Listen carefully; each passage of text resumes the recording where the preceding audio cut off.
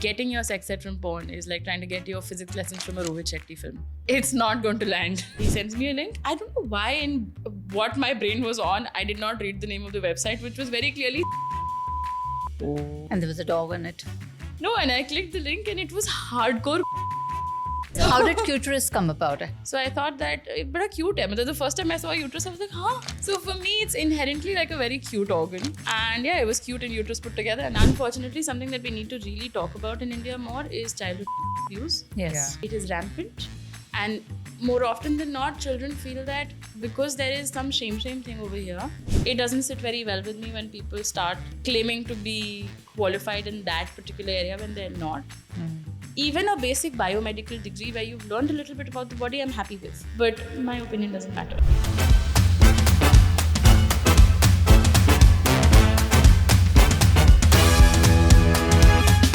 It's wonderful to have you in the studio with us today, Tanaya. Thanks for having me. I'm very excited to be here. You know, this podcast is called Not Your Auntie, and we discuss all sorts of subjects which are not in the auntie category, but some of them tend to blur the boundaries. And you, with your 1.8 million following on Instagram, are the most unusual kind of influencer because you're a sexual health influencer, a doctor with a degree in embryology from Oxford, born to two doctors, fertility specialists, and you've been called India's top 25 disruptors by Cosmopolitan magazine, and you've been on many lists as one of the top influencers, specifically on youth-oriented subjects and sexual health. So that's a lot for a 31-year-old. Well done, you. Thank you. I think it's a real privilege to be able to enjoy your work as deeply as I am able to and really delve into it and, I don't know, start new things in this space because in medicine, I mean, we think medicine is a little bit more uptight and it's very like lab coat pehen ke baithe hue hain, serious baithe hue hain. So I think I really enjoy being able to have fun with my subject. And I think that is the biggest gift that's come with this. But how did it all happen? You went to Oxford to study embryology and you came back to India. And how did this whole shift to become a content creator come about? How did you decide that this was your niche and this is what I need to do? How did I decide this was my niche? Because it's very different from what you studied. Yeah. Completely different. Actually, the timeline was that I went to medical school in India. I studied in Meerut. And Meerut is a interesting place. I think I was... Interesting place. You We have very very polite air quotes for that. It was a lot more regressive than I'm used to. And I come from UP. Matlab, I come from Allahabad, which is not... And you said Meerut was a lot more regressive than Allahabad. Yeah. Wow. Allahabad is actually extremely forward, as I learned when I stepped out.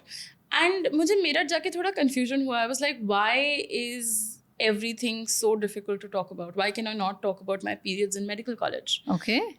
In medical college. It was quite A bizarre taboo for topic. me. Everything was very taboo. And from there, I realized that, okay, my parents are fertility doctors. This is something I've always been interested in. Human reproduction as a concept really fascinates me from like the prequel to the more Sequel. microscopic. To the sequel. Excellent, yes. So I knew I wanted to study embryology. I thought I'll train as a gynecologist. And I applied for the program and I went there. And the first thing that I realized was that the fundamental questions that people have, be it Meerut or be it Oxford, are still the same. Okay. We don't talk enough about sex and reproduction and our bodies in general. And I feel like people have a lot of questions. And what was very interesting for me to see was that in the UK, we had a lot of access to things.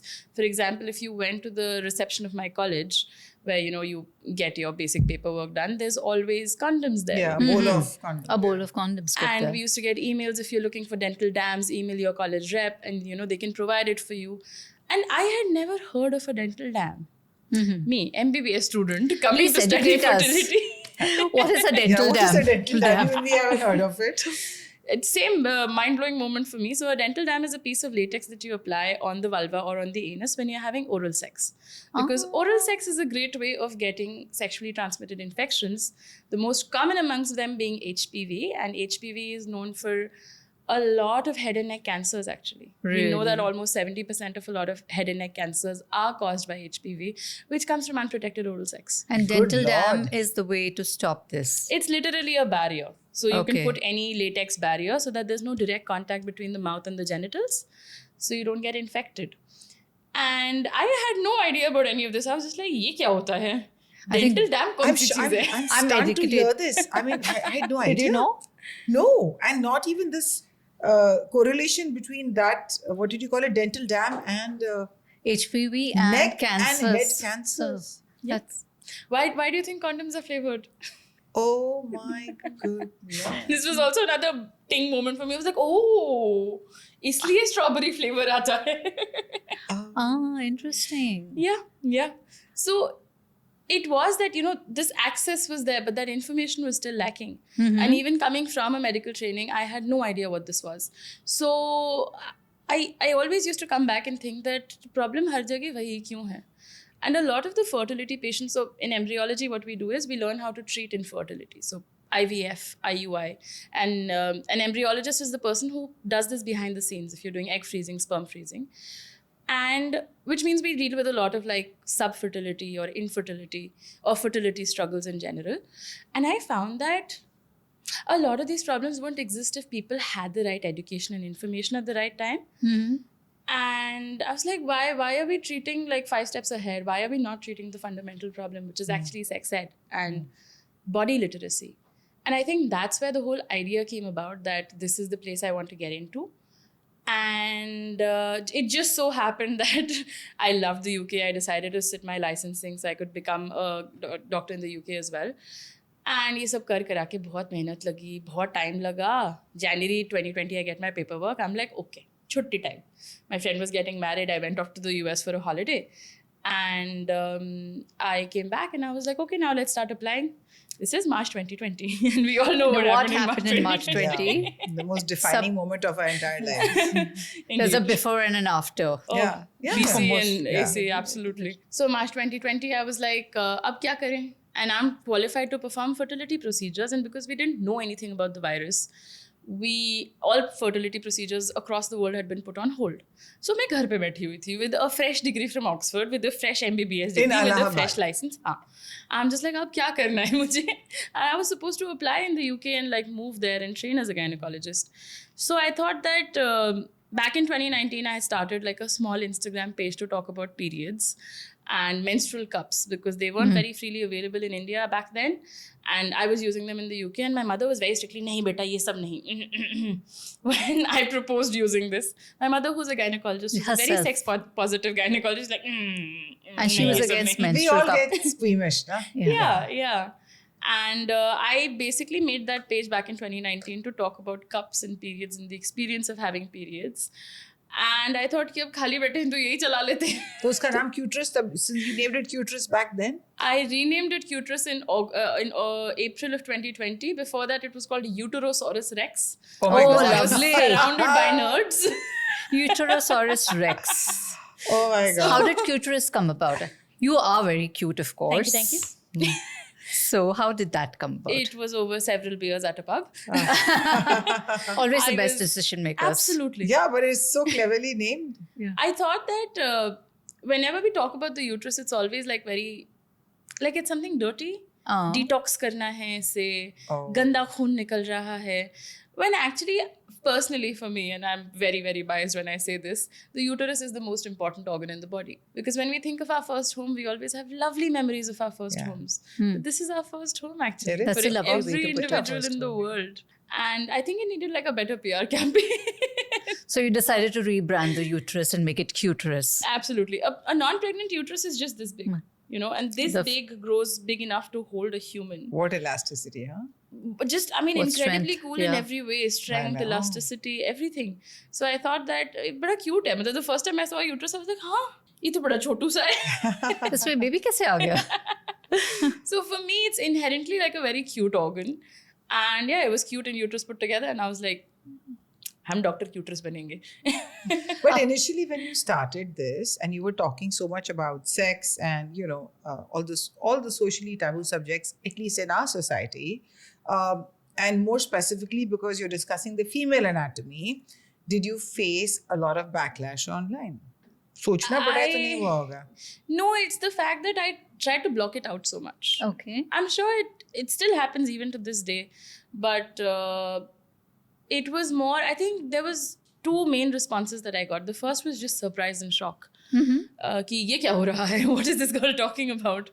And the second was I got a lot of positive emotions. Okay. People were very happy. And like a significant chunk of it was definitely trolling. But I mean, as a woman, I think it's very sad to say. But you kind of get used to the being trolling. harassed for no reason. This is a quotable quote. Yeah. It's true. It's sad. You get used to being harassed for no reason.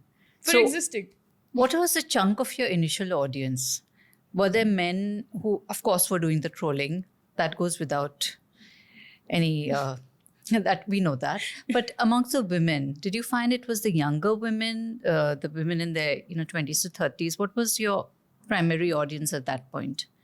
I think shockingly, my female audience has always been towards the older end. Really? It's not the young 13 to 18 generation you see on the okay. internet. So what do you mean older end? What So age group is that? more towards the 30s. 30s. Always seen that. Like the predominant generation you see on the internet doesn't really subscribe to my content as much as my age group actually does. But they are the ones who are sexually a bit too liberated, the more younger generation. We live From in what I read and hear. I think we live in several Indias at the same time. That is very true. Are they getting all the information from Pornography? sources? Pornography? Yes. Unfortunately. And that's something that you and other creators like you try to address. And what are the harms of them getting all the information from pornography? Good question. So this is my favorite line that I always say is that getting your sex ed from porn is like trying to get your physics lessons from a Rohit Shetty film. It's not going to land. So it's always this, like you will see Rohit Shetty films where, the actor will be standing between two cars and like the cars will be driving Yeah. and he'll be shooting, ek goli cut ke 4 logon ko mar degi. This is what porn is, right? It's so theatrical. It's theatrics. It's not real life.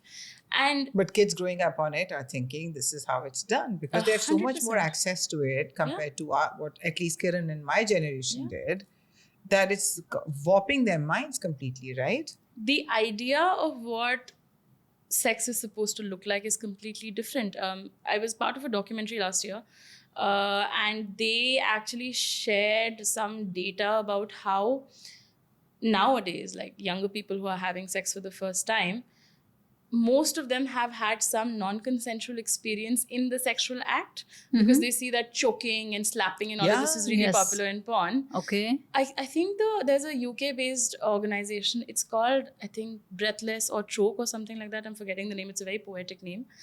And it's about women who have been choked against their consent because this is just the popular narrative in porn. And all men think, she's into this. She must be into this because this is what porn says. Oh my goodness. And this is young people. But And how early are they having sex nowadays, in India at least? Their first sexual experience. As young as 14, 15. Mhm. And when I say sexual experience, I mean actual intercourse. I don't not just just mean fooling around. Actual intercourse. Mhm. Are they equipped enough to know Yeah. about the dangers of intercourse? Are they taking protection? I really don't think so. The number of emails that I get from very young people who are like under 18 and talking about, the condom broke, or, I've missed my period, this, that. I try not to answer them because if I get involved, I am mandated to report to the police because then it's a statutory rape case. So I have to let it go because the number of emails I get in a day about this exact situation is mind-boggling, and it's really earth-shattering in some way because when you realize that They're children. they're children. Exactly. You know, Tanaya, when I got my periods very young, when I was around 9, back in the 70s. Same. So I think it's, and my mother, of course, she was a teacher herself. For her time and age, she got me a book, and I was an avid reader. She got me a book which said everything you wanted to know about sex, but were afraid to ask. And I forget who wrote that. Oops. But I was 9 years old and handed that book. And I read it cover to cover. And I was totally turned off by the idea of sex. for the rest Maybe of our that's why life. she handed it over to you. I think that was That the was the reason. plan. That was the plan. Subversively. Yeah, and I was a good girl. So do you think that educating kids with the absolute bare bones of this is what sex is likely to put them off sex? I think the strategy we take towards sex education is उसका इतना हम हवा बना देते हैं. When you studied math in school, did your teacher walk in one day and being like, बेटा आज हम maths पढ़ेंगे, and then start from like what numbers are and teach you all the way to calculus? You know, maths was so traumatic in school, I don't want to remember. I know, I was going to say, bad metaphor. We are both scarred by math. Same. But I get what you're saying. Yeah. The way we go at it, it's always like today we'll have the talk. When Yeah. your child is like 15, you're like, oh, today's the time to have the talk. Correct. And you dump all of this information on After them. concealing it from them for so many years. And letting them get information from porn in the meanwhile. And having these weird preconceived notions when the idea of talking about sex makes them icked out completely, especially with their parents. And I think this is where we go wrong. So in comprehensive sexuality education, we use something called the Dutch model, which is where we do age-appropriate sex education. Okay. जब बच्चा prep में होता है उसको हम 1, 2, 3, 4, 5, 6 क्या होता है ये सिखाते हैं. Once the बच्चा is a little bit older, you teach them plus minus क्या होता है. Then they're a little bit older, you teach them short and long division. The same way we do age-appropriate sex ed. When they're really young, you teach them about what their body is, what their body parts are called. Because in a lot of households, बेटा कान ऐसे धोते हैं, shampoo ऐसे करते हैं, ये shame है. Correct. There's no No word. details. There's no word. There's no Correct. word. Correct. Or it's your private parts, or it's your Yeah. unmentionables. Yeah. Like, that's already putting so much shame and so much weight in that area itself that, and unfortunately something that we need to really talk about in India more is childhood sexual abuse. Yes. Yeah. It is rampant, and more often than not children feel that because there is some shame thing over here, हम बताएंगे तो हमें डांट पड़ेगी. So we need to give children that vocabulary when they are young. That this is my penis, this is my vagina, and XYZ has touched it or whatever. Absolutely. But what Okay. do you do if a small child comes and asks its parent, where did my baby sister come from? If you say it is from the mom's vagina or the womb, then how did it enter there? So how do you actually tackle this conversation? Recently, a friend of mine had a second baby, and the 3-year-old son was told that mom and dad have prayed for a baby. It's coming from above. So when she was in the hospital, he told everybody, my mother's gone into outer space to get a baby. And then when the baby came, he was very excited because he kept asking his mom about the rocket. Okay. The father would have Oh, a good wow. answer to that. Yeah, That rocket can go so many places. Rocket way rocket. Yeah. It So depends on what the do you, yeah. age. No, I but would like say. a 3-year-old, typically 3 to 5 is when they say, Mama, was there a baby in your stomach? Who put a baby in your stomach? They go and explore. It doesn't end with one question, right? They go on prodding further. So what would be your advice to an Indian parent specifically, because that's our audience, that how to tackle that question and what to actually say and what not to say? I think a lot of it depends on how mature your child is, because some kids, if they hear that ये बातें किसी को मत बताना, अब वो वही गाएंगे. I was that child. When I saw an advertisement for condoms on television, my brother, the girl he had a crush on, and my father, we were all sitting together and TV पे ऐसे condoms का ad आ रहा था. And I was like, Papa, condom क्या होता है? पापा ने बोला रुको थोड़ी देर में बताते हैं. So I ran around the whole room singing condom, condom, condom, condom, condom. And you're still doing it. You made a career of it. Did you get your answer? Later, once my brother was like, will you shut up? But, you know, it depends. Like, if your child has a tendency to act that way, latch on to things a little bit, then maybe that conversation should be had depending on exactly how much you perceive they will be able to handle. And I think that's where the nuance of this kind of education comes in. Whereas having a baseline level of sex education, or sex education is the wrong word, body literacy in schools is where things will become a little bit easier, because we do learn the parts of a flower, right? ये Yeah. petal होता है, Yeah. ये stem होता है. Why can we not learn ये arm है, ये vagina है, ये penis Well, है? in the It's old not- Hindi movies, we learned about sex from flowers. The metaphor goes very deep. Where does it?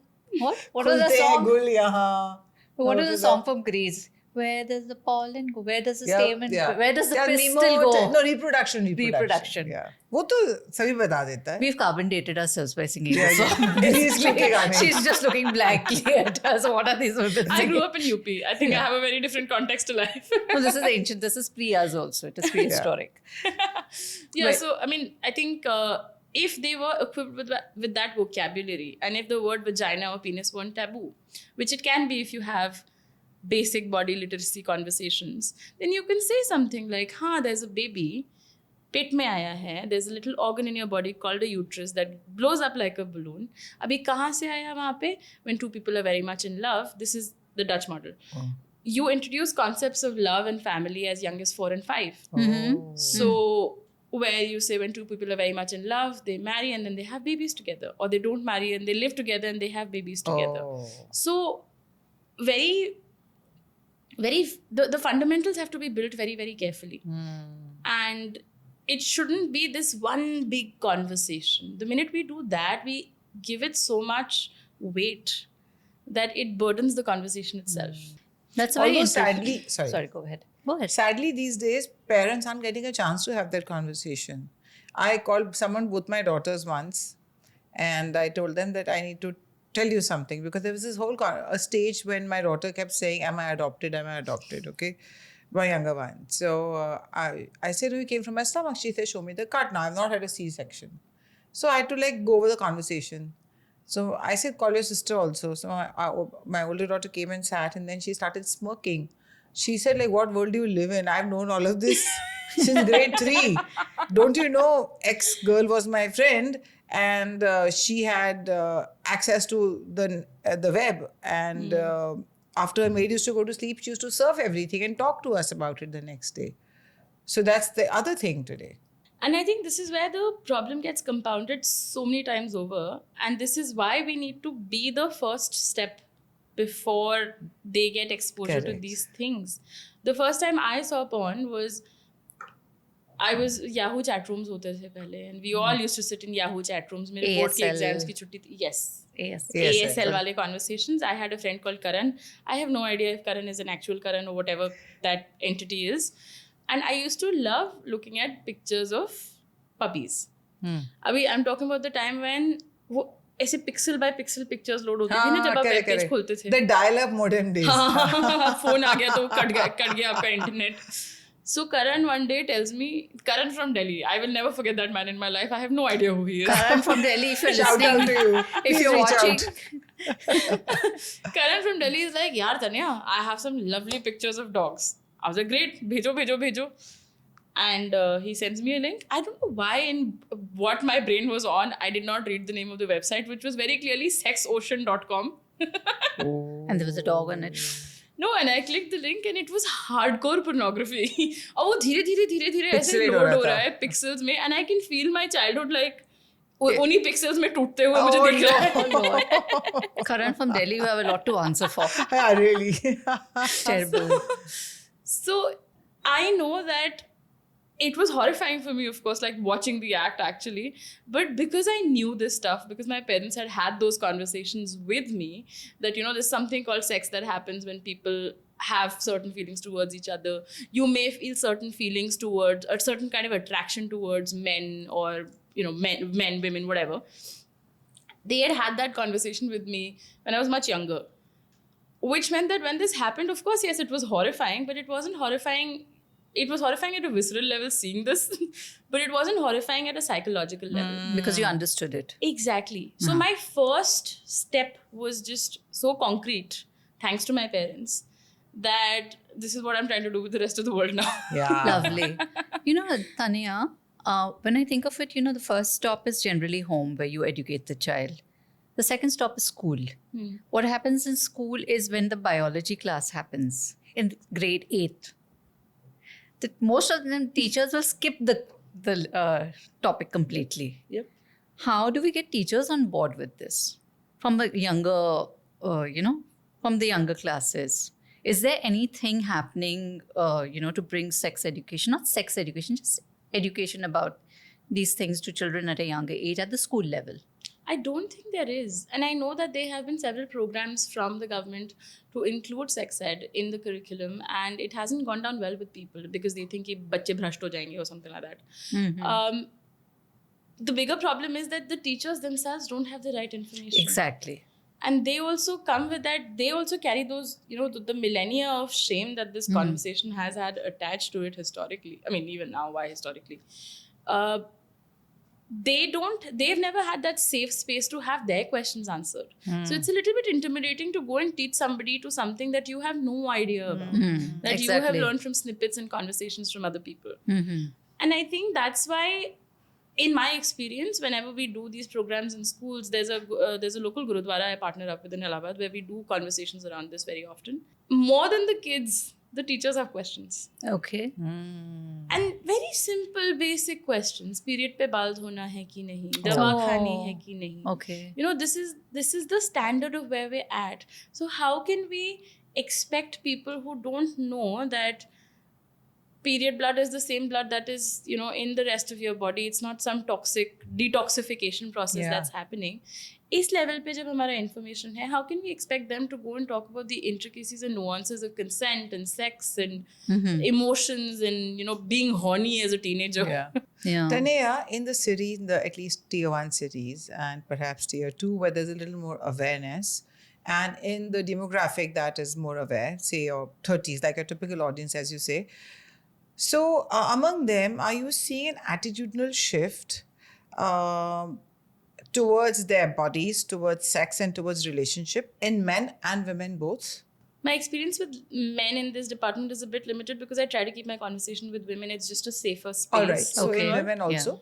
And vis-a-vis that, you would be privy to, the information on men, right? Like women will be sharing that with you. Yeah. So consent, sex, relationships, their own bodies. There's definitely a major shift that's happened. I mean, the fact that we can now joke about vibrators in a very... And they're available on Blinkit or Zepto. Yes. Who would have thought such a day will come? I'm very horny. I need a vibrator in 5 minutes. And it's Bingo. delivered to you in It's 5 delivered. minutes. So, I was taking my flight out from Allahabad yesterday. A couple of months back, what had happened was that I was working with a sex toy brand and they'd sent me a whole bunch of sex toys and they'd sent me इतना छोटा सा एक कोई toy था. वो मेरे suitcase में पड़ा रह गया था. I had forgotten about it. So Allahabad में, when you're putting your bag in for checked in, they do an X-ray of it to make sure there's no electronics inside it. मेरे bag का X-ray हुआ and they're like, madam इसमें battery है. मैंने कहा नहीं मेरा Dyson है, वो hair dryer है. They're like, no ma'am, battery है इसके अंदर. So they made me open the suitcase. Oh. And I'm standing there perplexed कि कौन सी बैटरी होगी मेरे सूटकेस में. And then they pull out this tiny ass massager. Okay, and they're like, madam, ये है. So obviously I went a little bit red in the face because this is like Prayagraj. CRPF. I mean, Allahabad is that way is That could have been a quite teachable chill. moment. It really was because they asked me कि ये क्या है and I said massager है. They said, madam, इतने छोटे से कैसे massage होता है? Oh my God. This is CRPF guys asking you. And then the indigo lady next door, she's like, Hatu, massager hai, jao. That is damn funny. That is testament to the fact that women are so aware. Aware of And it. women are having these conversations in a city like Allahabad and knowing what a tiny ass bullet vibrator And is. owning their sexuality. I think that is the biggest one, right? Women have always had to repress their sexuality. So to come and claim it and understand. And so loudly. So loudly, and to understand that our own pleasure has to have as much weightage, Absolutely. So that's happening, right? Does that scare the men? 100%. And not only is it happening, yesterday when I was boarding my flight, I was standing in the line for security and a girl came up to me and she was like, when I was standing at security, मैं सोच रही थी कि आपका एक बार vibrator फंसा था यहाँ पे. And then I turn around and I see you standing in security. Random girl coming in telling me all of this detailed stuff. I was just like, wow, this is such a win moment for India and women in India right now. That there are two women who are standing in a small city at the airport security line talking about vibrators who have never met each other, have never spoken to each other. Wonderful. And So I was just like wonderful. having like a little dance inside my head. And that is terrifying to men. That is terrifying to men. How do your parents feel about, you talking so openly about all these taboo subjects? One is to know that this is your profession, but the other to talk about it on a social media platform. How have your relatives responded to you talking about orgasms and vaginas and condoms and oral sex? And plus, when you go out in public, people recognize you. Have you faced any negative feedback or fallout of what you do? Very often the experience, I mean, I think I'm slightly delusionally optimistic, I must say. The feedback is mostly quite positive. That's lovely. Relatives, conservative family members, parents, friends. My parents watch every single they will sit and watch this episode No, once but it comes the, out. the extended community, because I always I find don't that very care, entertaining. very honestly. Huh. I don't know what their opinion Also, is you don't because, know. you know, if my parents are with me, if my family is with me, why do I need to care about what No, of anybody course, else is of thinking? course, That's yeah. true. And nobody has said, I mean, I come from a very, very supportive family, overall, my extended family as well. So nobody has ever said anything that is not positive. My Yeah. cousins have been lovely and they always, you know, they go and tell other people that, you know, Dr. Cutress is my cousin. So that's always lovely to see. I've never spoken to my mamas and my mausis about it. So Okay. I don't know how they feel. Sure. But if they did feel weird, I'm sure they would have brought it up by now. But it's I always think your being a been, doctor also makes a difference, because then this is You know, bring an that gravitas to the topic. I think it's more than anything else is the fact that I really don't care. I love that attitude. That's beautiful. I love that attitude. I just go barreling in like I'm going to talk about this. If you want to, Fab. you know, listen, great. If you don't want to listen, stuff wool in your ears, not my problem. I'm going to talk about this. So you're an embryologist, and a lot of women today are freezing their eggs. I froze mine last year. Fantastic. Yeah. So this, I mean, you know, I wish we had this. I mean, it was available, but not in India at the time. But it is so liberating to know that you don't have this gun on your head to quickly produce your 2 children before the cutoff age of 35, so that there is no, you know, triple marker risks and yada, yada, yada. But it's being widely practiced, sometimes because of convenience, sometimes because of certain other factors.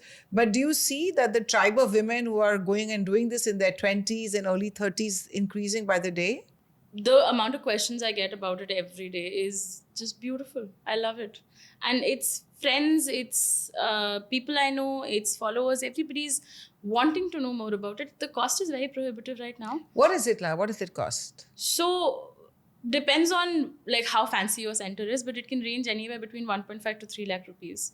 For the one entire session of process? freezing. Yeah. Everything included, the hormone injections, the procedure. The hospital stay, the procedure, anesthesia, usually somewhere around this. And then you have annual maintenance costs. Okay. Right. And what is this So around? for me, it's 15,000, but I also know hospitals in Bombay that take like 75,000. So That depends from yeah, hospital so to it's hospital. मतलब मोटा मोटा 5 लाख का खर्चा मान के चलो, which is not a very affordable amount for Yeah. most of India. Naturally. And And it's, surrogacy, I know that now there is sort of lot of laws around it. Can you just take us through where is that at today, surrogacy? So surrogacy was almost an industry in India where a lot of people were coming in from, you know, abroad. What the new law states is that you can only do altruistic surrogacy. So you can do it for somebody if you're feeling generous. Aunt, cousin, sister. Yeah. So it has to be a relative, and that relative would need to have proven fertility. So you cannot do it as... and you have to prove a relationship with that person, is it? I'm not sure about that, but it has to be, it can't be a commercial arrangement. So you have to know them from before. Okay. So you can't just like find a surrogate on the market and, you know, Okay.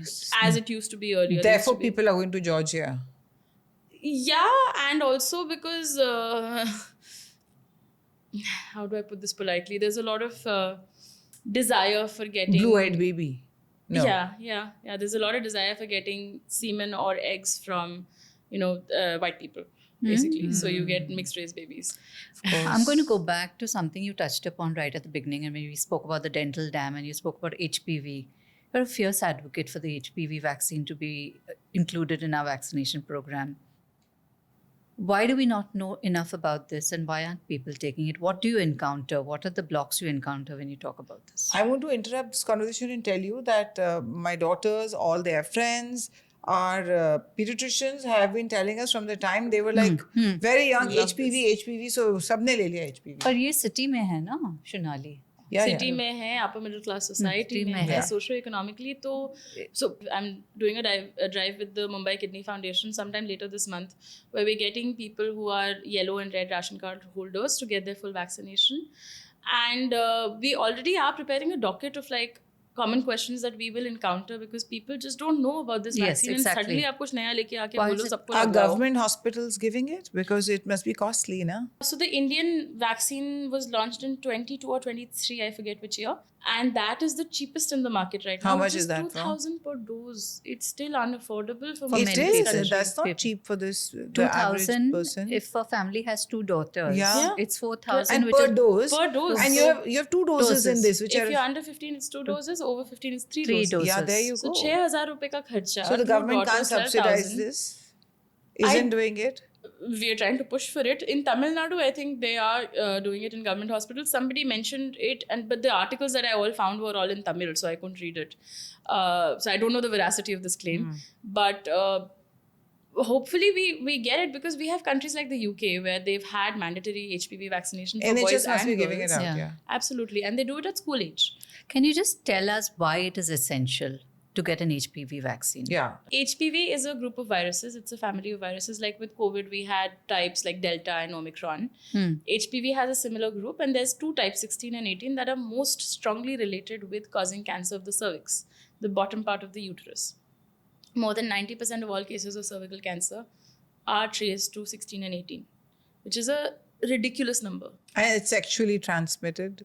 It spreads via sexual contact, so you don't necessarily need to have sex to get it. It's just Through contact. sexual contact. Yeah. Like you So said. you can even touch oral. somebody who has a 16, 18 kind of infection.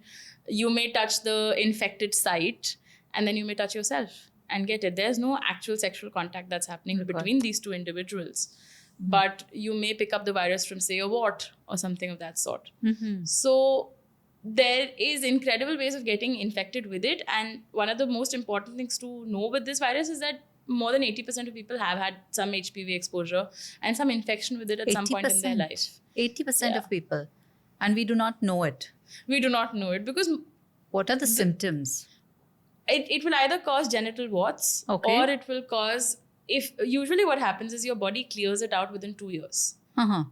Between 2 and 5 years, your body will clear it out of the system.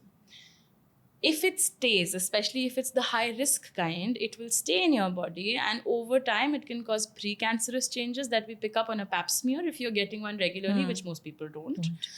And if it still persists after that precancerous level stage, it can progress into full-blown cancer. There is a recent head and neck cancer epidemic that is coming up, and more doctors are in non-smokers, and more doctors are relating it with exposure to HPV and the amount of sexual partners we're having now. That's what I was going to come to, because while it can show you sexual autonomy and all that, to have a sexual partner on demand through all these dating apps, and some of them are purely hookup apps from what we hear.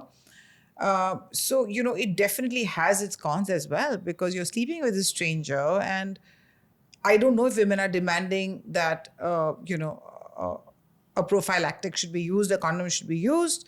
And this must be really compounding even venereal diseases. 100%. And I think there's been a commodification of sex that's happened now. It's Especially like for ordering a younger burger, people. na? Huh. It's also some kind of benchmark you're supposed to achieve. Yeah, A high body count. हाँ, not just body count, but अरे ये तो virgin है कि मतलब there's maybe like you're inherently a loser because you're a virgin. But again, this is in urban in society. Allahabad So this also, in a small city like town that that. is also urban, na? But it's a lot of socio-economic. I think there's a lot of class and caste and socio-economic differences that come into play in the way India sees sex right now. And also digital accessibility, I think. Digital accessibility is everywhere, and I can tell you that we unfortunately live under this false idea that it's only the rich urban elite people who are having bang everywhere. It's everywhere. No, of course. Yeah. And What do you think those people, sitting in their autos, going through the phone late Yeah. into the night, are doing?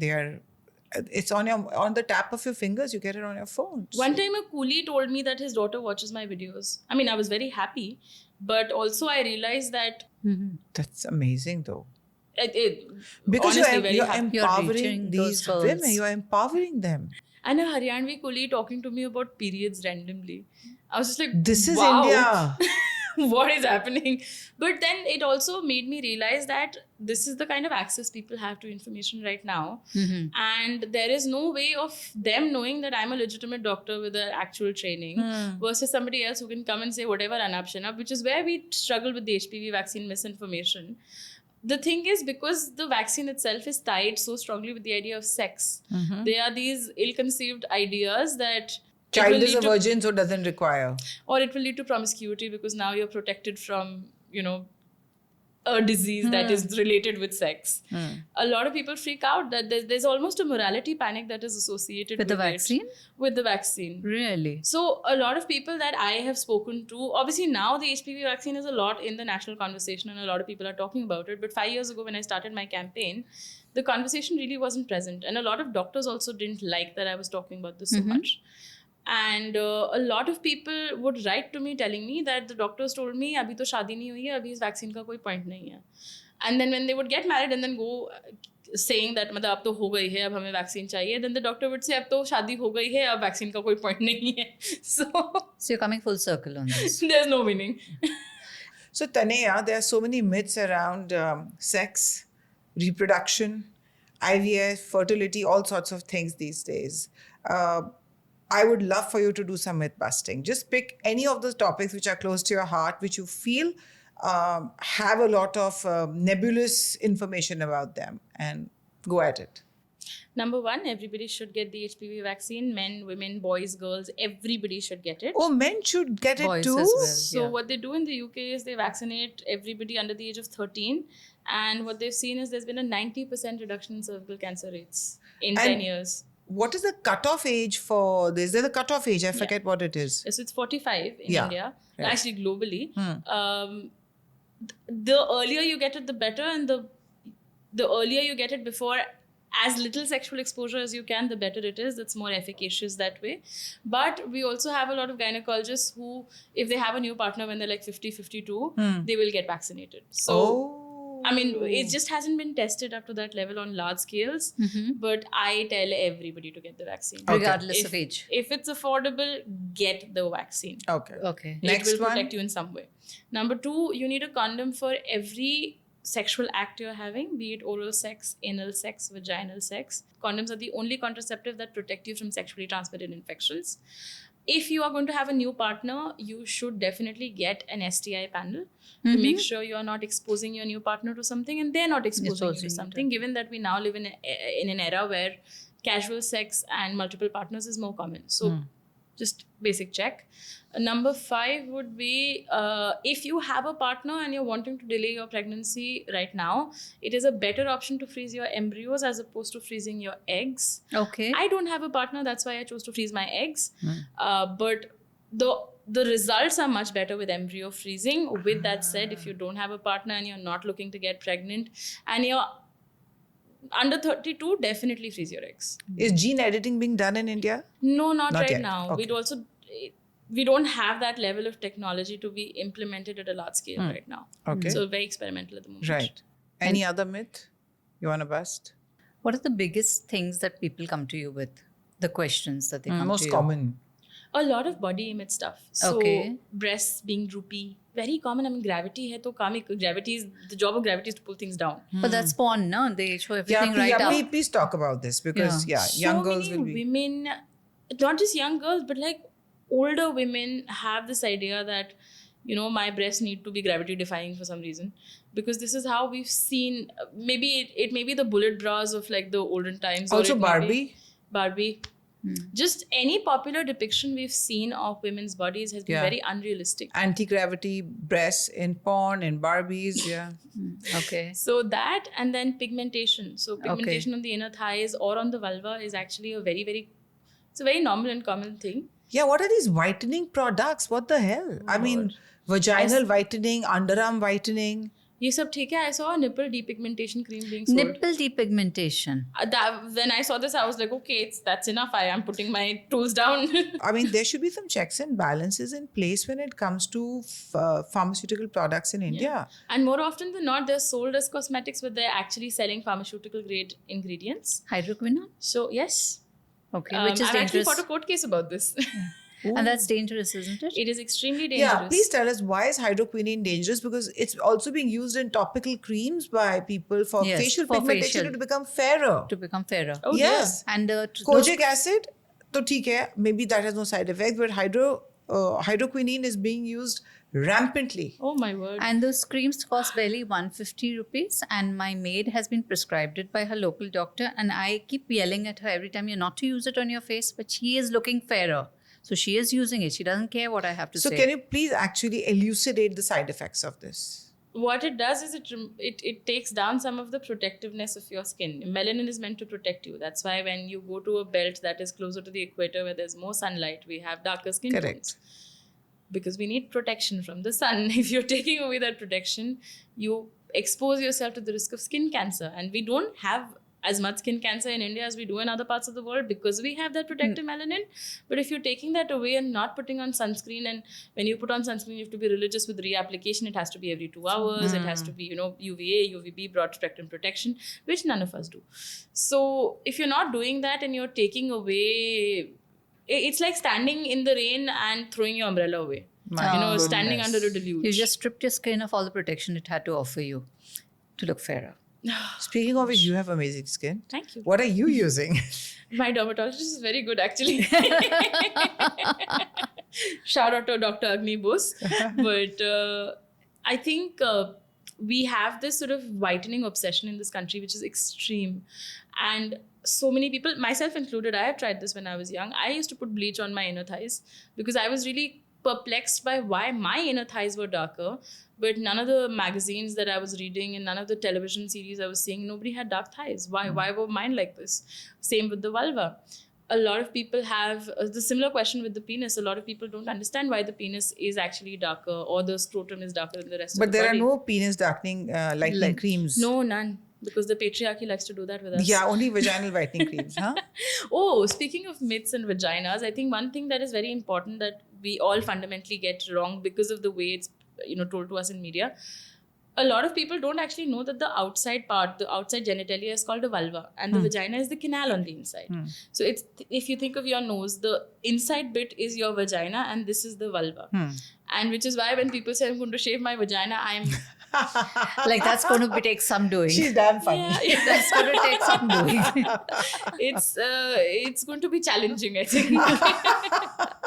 So understanding your body and making sure you're using the right vocabulary. It may seem like something very silly and you have to be nonchalant about it, but I think it's a very, very important thing, because if you go to a doctor saying that I have a pimple on my cheek, your doctor can treat the pimple on your cheek. But if you go to your doctor saying that I have a pimple on my ear area, they will not know how to treat what. And I'm just using the doctor anecdote specifically because that is my profession. But it is important that we empower ourselves with the right words and the right language for how we address our body. And they should start very young, as you said. 100%. There's some condom jugaad anecdote in your book. There's a holy condom story there. Yeah, that one. There was a church involved. Can you just take us through that? So, when fertility procedures started, in Catholicism, masturbation is not considered an okay thing. So, when you have to give a sample for IVF and you have to give a semen sample, you have to masturbate and give it. This is not okay under the church, right? So, how do people masturbate, or how do they give the sample? So, doctors decided that maybe we'll use a condom and then you can have sex with your partner, ejaculate into the condom, and then we can take the condom and, take the sample from there. But contraception is also not okay under Catholicism. Oh, My no. goodness. So abhi kya kare? Some jugaad we have to put. So what doctors did was, for early fertility doctors, they would make a hole in the condom. So now it's a holy condom, but it's also a holy condom. So now it's sanctioned by the church because there's a hole in it. It's no longer a real Yeah. condom, so you can use it. But now my the church God. has relaxed its views around IVF, and they've been a lot more So there are no more. forthcoming. No more holy condoms. No more holy condoms. Everything is unholy now. I just love that story so much. My professors at Oxford told me about it, and I was just like, wow. Like, the way sex and sexuality and reproduction impacts our world is everywhere, and yet we don't talk about it. Lysol, the floor cleaner. Yeah. It was meant to be It was meant as a vaginal wash. No. Yeah, and it used to be much more caustic back in the day. Yeah. With which we swab our floors, wash our floors. Yes. I Women actually were have- washing their vaginas with it. Yes, douching actually on the inside. No way. Yes. And I actually have a poster in my book from back in the day where, like, the wife is being told that you must control your odors because vaginas are dirty and smelly, so you must wash them with Lysol. But you want to talk about this whole thing of buying vaginal washes. I think it's ridiculous with lactic acid and all that. Why do you need to start washing a vagina? Nobody should ever wash their vagina. In fact, douching pH, yeah. douching, the practice where you actually put water into your vagina and clean it out, is actually associated with, if I'm not wrong, a 50% higher risk of ovarian cancer.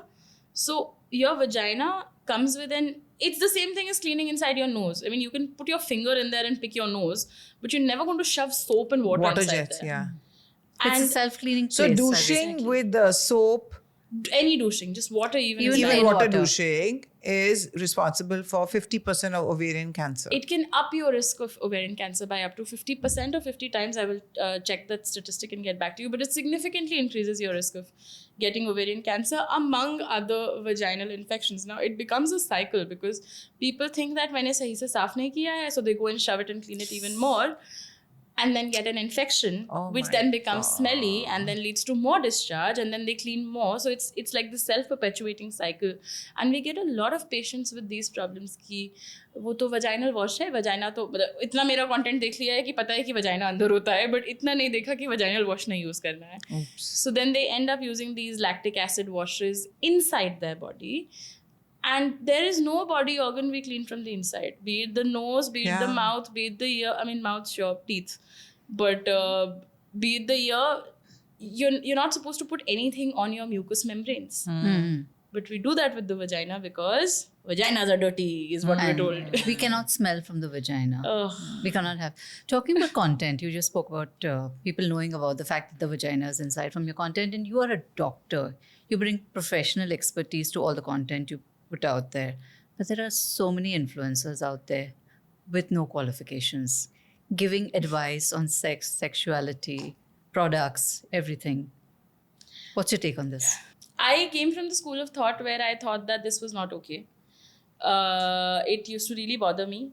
But then I realized that the more people we have talking about it, the better it is.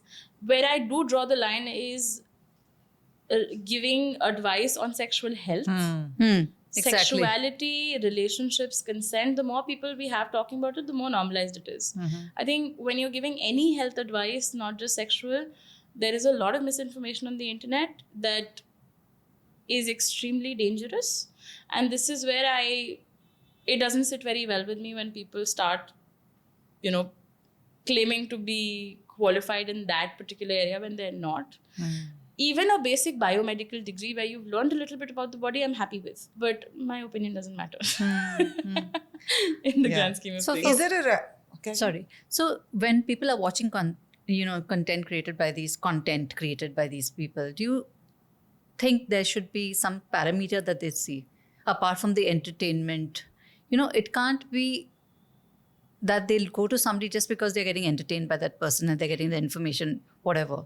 You have to look at the information, the source and the quality of the information. So do you think that people should look out for something from whoever they're getting the information from?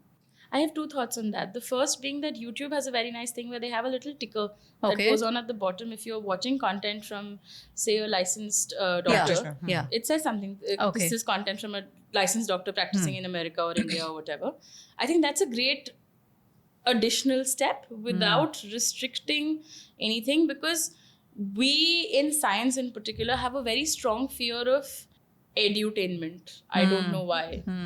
People have different learning strategies. I come from a very, very highly specialized, qualified, well-studied place, and I can't study unless I entertain myself. Okay. So we Fair have point. this fear of making education, particularly science education, entertaining, because we have this idea somehow in our heads that it will remove the legitimacy or the gravitas that it should be associated with.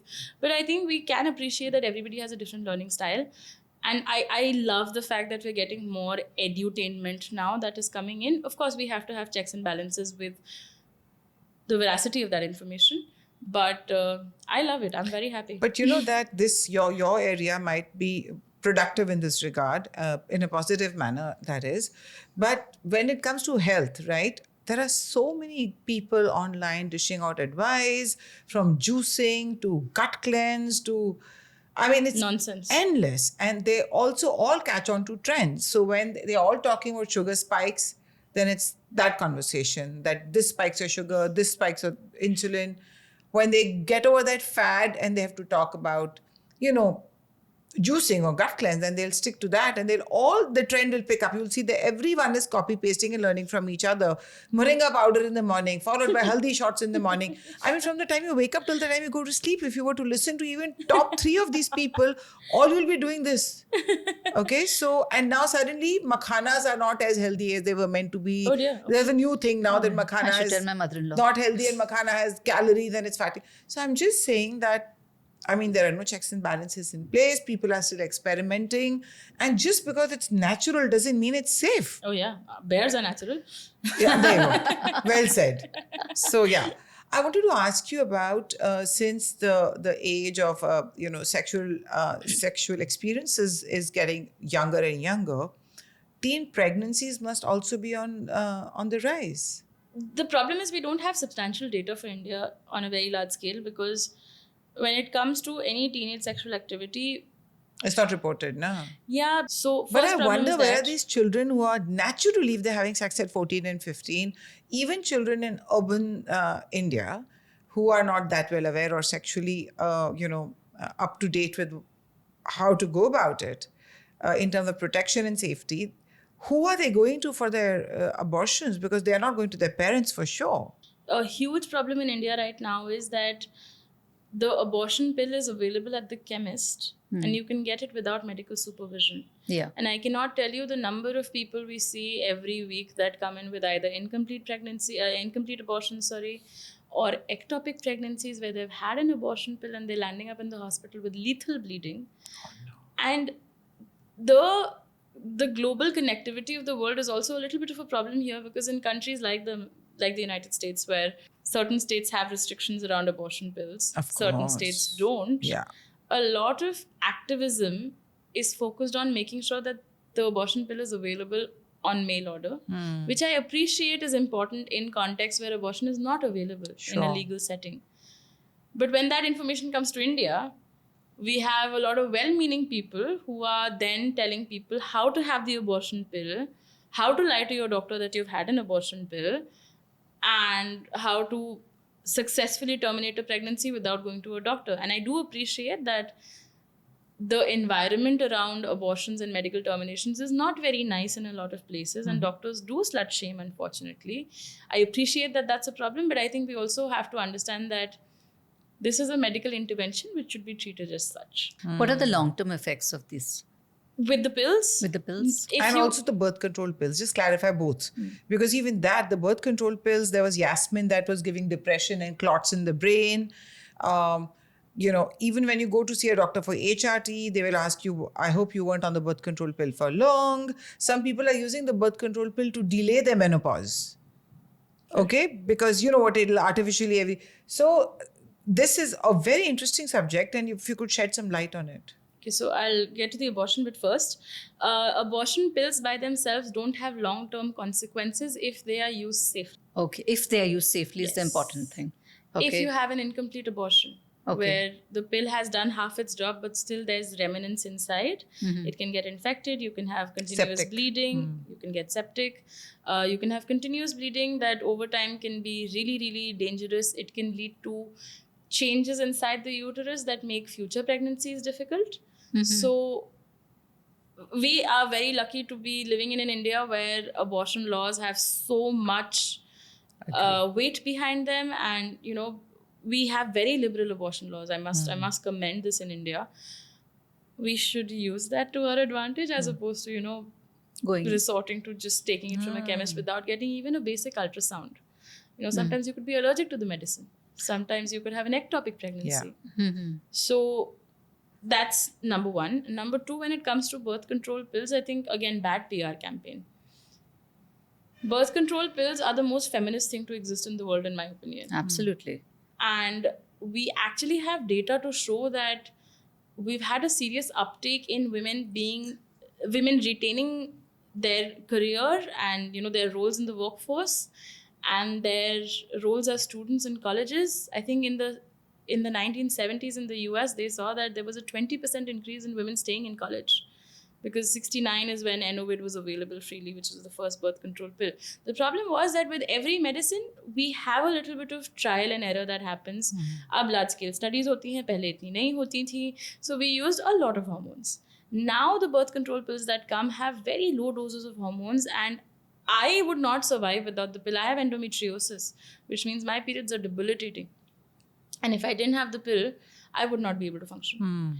So there is lots of non-contraceptive benefits of it, and a lot of the misinformation that comes in around birth control actually comes in from very conservative states in America, where they want to restrict access to The pill. reproductive freedom in So any way. Yasmin, the stories around Yasmin giving brain clots was... So any estrogen will increase your risk of clots, which is why one of the things we don't do properly is asking for a history of migraines, asking for a history of blood clots, asking for a history of liver issues, asking for a history of breast issues. These are the basic questions that should be answered before anybody is put on the pill.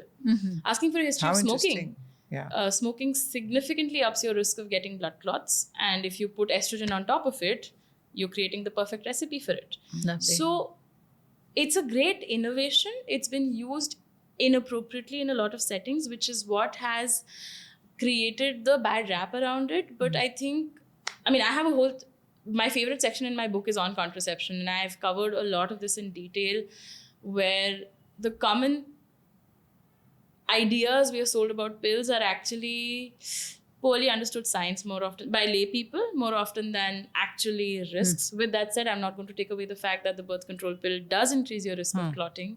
It does increase your risk of a lot of things. With the depression, actually, it's a very small increase. I see. So the pros outweigh the cons, is what you're saying? Yes, but I think it's a medicine and it should be treated as such, which means that everybody shouldn't be put on the same thing. We Okay. are very lucky to be born in an era where we have so many options with contraception or non-contraceptive benefits of contraception. So this should be an individual conversation with your doctor. So would you say in urban cities now, people are having safer sex, given that there is so No. many options? No. Not at all. Confounding, isn't it? Because the primary source of information is still pornography, where you're seeing people go from like the ass to the mouth and then 5 partners at the same time. This is where people are getting their ideas of what sex is supposed to look like from. There's very few And they're people, not using condoms in the they're porn. not using condoms in porn. And there's very few people on the internet. Look at this 500 million consumers of porn. There's one Dr. Cutress, there's one Lisa Mangaldas, there's one Seema Anand. Hum kitna kar lenge? The weight of the educating the whole world rests on you. Yeah, On your shoulders. that's very self-aggrandizing. I'm not going to. Or at least India. It shouldn't be on individual people. I think Absolutely. we need to have larger PSA programs. We need to have larger government education programs. We need to have more policy level change for things to actually make But a having difference. said that, I think I'm very happy the three of you are doing what you do. I'm very happy I have 2 people to look up to who've been doing this for much longer than I have, who I can learn from and who I can, just like learn how to navigate this stuff from. Great. And guys, now we have a question for you that Dr. Cutress is going to ask you, and the right answers will get 3 signed copies of her book. Can you tell us about your book a bit? My book is called Dr. Cutress, Everything Nobody Ever Tells You About Your Body. And it is my literal baby because I wrote it in 9 months. And I was going through a divorce when I was writing that book. So I've poured a lot of my heart into that book. And it's not just medical information. You'll get a lot of like anthropology, sociology, a lot of feminist history, which is my favorite part of And my it'll be book. fun like you, I bet. I have tried to keep it as funny as possible without taking away from the seriousness of the subject. But I just say I love my book and I'm very proud of it. All right, So so what- go shoot your question. What's the question? What should they So answer? if somebody wanted to win a copy of the book, they should be able to tell us what is the only organ in the human body that exists purely for pleasure. Top 3 answers get a signed copy of the book. Lovely. Thank you so much, Thank you Taina. so Thank you. much. It's been this really was fun. a wonderful chat. Thank Thanks you for having so me. much. And more power to the work you do.